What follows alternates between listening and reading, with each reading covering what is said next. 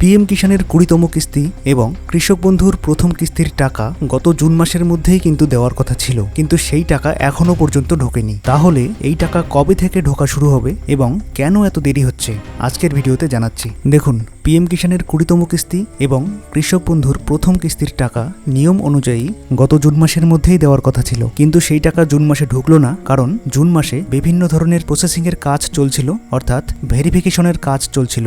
যেমন ধরুন, ভুয়ো নথিপত্র দিয়ে কেউ আবেদন করেছেন বা কেউ টাকা পাচ্ছেন, সেগুলোকে বাতিল করা, এবং পিএম কিষাণের মধ্যে যেমন ইকেওয়াইসি আপডেট করা, ব্যাংকের সঙ্গে আধার লিঙ্ক রয়েছে কিনা অর্থাৎ ডিবিটি লিঙ্ক আপডেট করা, এগুলির ভেরিফিকেশনের জন্যই জুন মাসে টাকাটা দিতে পারেনি। তবে সূত্র মারফতে জানা যাচ্ছে যে এই জুলাই মাসের প্রথম সপ্তাহ থেকেই কিন্তু পিএম কিষাণের ২০তম কিস্তির টাকা এবং কৃষক বন্ধুর এবছরের প্রথম কিস্তির টাকা ঢুকতে চলেছে। তবে দুটো টাকা কিন্তু একই সাথে নাও ঢুকতে পারে, অর্থাৎ যতদূর সম্ভাবনা রয়েছে কৃষক বন্ধুর টাকা আগেই ঢুকবে। পিএম কিষাণের অফিসিয়াল ওয়েবসাইটে এখনো পর্যন্ত কোনো রকম আপডেট দেওয়া হয়নি, তবে স্ট্যাটাসে পেমেন্ট প্রসেসড দেখাচ্ছে। তাই পিএম কিষাণ কিছুদিন পরেই ঢুকবে। যতদিন না অফিসিয়াল আপডেট আসবে না ততদিন টাকা ঢুকবে না। অফিসিয়াল আপডেট আসার পরেই ৪-৫ দিনের মধ্যেই ঢুকে যাবে।